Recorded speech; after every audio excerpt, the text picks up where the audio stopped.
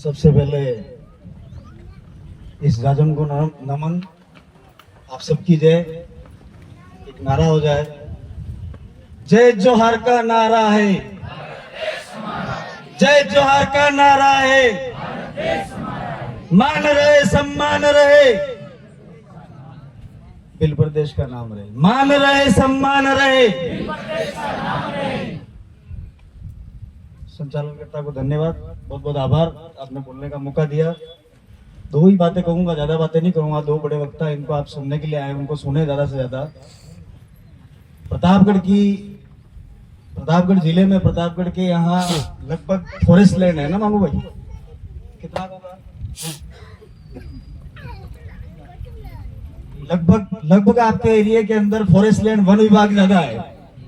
मैं वन विभाग की बात करना चाहूंगा। पिछले कई दशकों से जनप्रतिनिधि आपके बीच में चुन करके विधानसभा में आप लोग भेज रहे हैं, वो वहां जाकर के आपके लिए सहूलियत नहीं कर रहे हैं। ये मैं आपके बीच में इसलिए कहना चाहता हूँ, आपका लैंड ज्यादा है। मैं भी जिस गांव से आता हूँ उस गांव में 60% लैंड फॉरेस्ट लैंड का है। मैं आपको तरीका बताना चाह रहा हूँ। आपको जो पट्टे दिए जा रहे हैं वन विभाग के नाम पे, जो आपको कागज दिया जा रहा है, वो कागज मात्र वहां से लकड़ी उठाने के लिए दिया जा रहा है। वो आपका मालिकाना हक नहीं दे रहा है। आने वाले 2023 के अंदर चुनाव आने वाले हैं। जब आपके बीच में ये लोग वोट मांगने आए, तब आप उनसे पूछिएगा कि आपने 5 साल में क्या विधानसभा में हमारे वन विभाग के अंदर ये जो पट्टे दिए जा रहे हैं उसके बारे में कभी बात करी? पट्टे दे करके ना आपको कह दिया जाता है कि आपका मालिकाना हक है। भैया नहीं है, आप बहुत बड़ी गलतफहमी के अंदर जी रहे हैं। मैं आपको बताना चाहूंगा, मेरे पंचायत का एक मामला था, पंचायत भवन की जमीन को लेकर के। तो उस जमीन का परमिशन कराया फॉरेस्ट लैंड से। उसके कागज पे स्पष्ट लिखा हुआ है कि जब चाहेंगे तब ये जमीन हम आपसे ले लेंगे।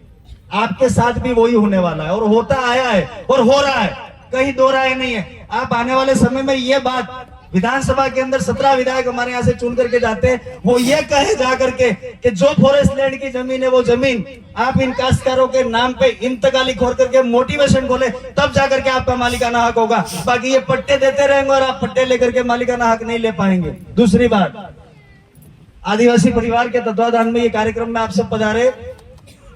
आपको यहाँ से जो अच्छी बात लगे वो सुन करके अपने घर को ले जानी है। घर पे जाकर के अपने जो नहीं आए उनको भी सुनानी है। मैं आपके बीच में कहना चाह रहा हूँ, आदिवासी परिवार पिछले कई सालों से काम कर रहा है। इससे पहले भी आपके बीच में कई भाइयों ने, कई वडीलों ने आपके बीच में काम किया है, जिनका नाम हम नहीं लेते इस मंच के माध्यम से। मेघराज जी तावड़ उदयपुर के, उन्होंने आप लोगों के लिए बहुत तगड़ी लड़ाई लड़ी।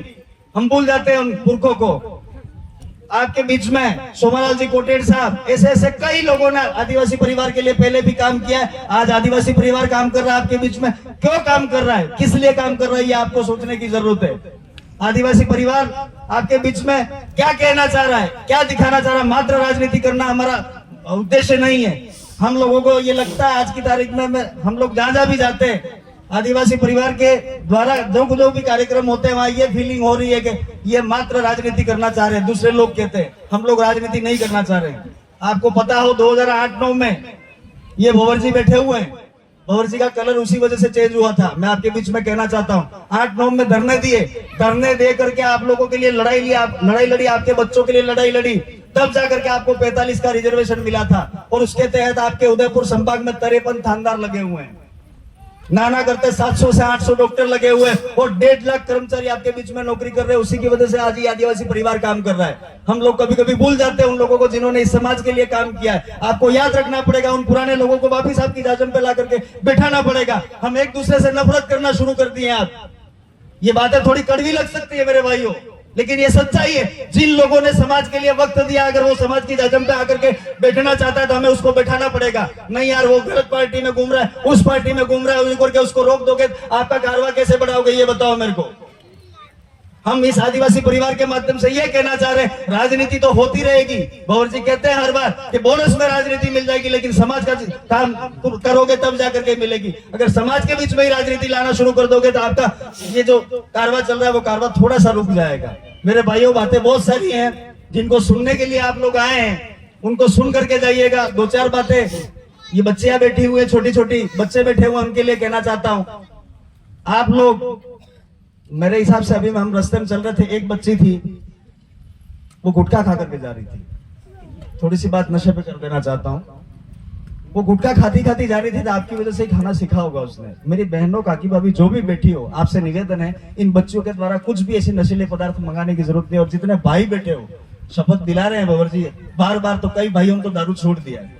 अंग्रेजी दारू को हाथ नहीं लगाना, आपको पीना ही नहीं है। और हम तो ये कह रहे हैं इस मंच के माध्यम से, आने वाले समय में 2023 चुनाव से पहले ऐसा कारवा खड़ा करें या ऐसी बात करें कि इस पूरे उदयपुर संभाग में आपका अंग्रेजी दारू की दुकानें ही बंद हो जाए। ये आपके बीच में हम तो कहना चाहते हैं। आपको एक लास्ट बात बता देता हूँ, दारू की दुकान की बात निकली है तो आपकी पंचायत के अंदर जहां जहां दारू की दुकान है, उस दारू की दुकान आप लोग बंद कर सकते हैं। किसी शासन प्रशासन की जरूरत नहीं है। ये आपके बीच में हम बताना चाहते हैं। आप वहां की जनसंख्या का पॉपुलेशन के हिसाब से 60% मतदान, 60% मतदान हाँ के रूप में कर दीजिए कि दारू की दुकान हमको यहाँ नहीं चाहिए, तो आपकी दुकान स्वतः ही बंद हो जाएगी। किसी कलेक्टर, किसी का भी जरूरत नहीं है आपको। बहुत बहुत धन्यवाद। आप सबने इस कार्यक्रम को, आयोजन कमेटी को बहुत बहुत आभार, हमें बोलने का मौका दिया। बहुत बहुत धन्यवाद। जय जोहार, जय आदिवासी, जय भील प्रदेश।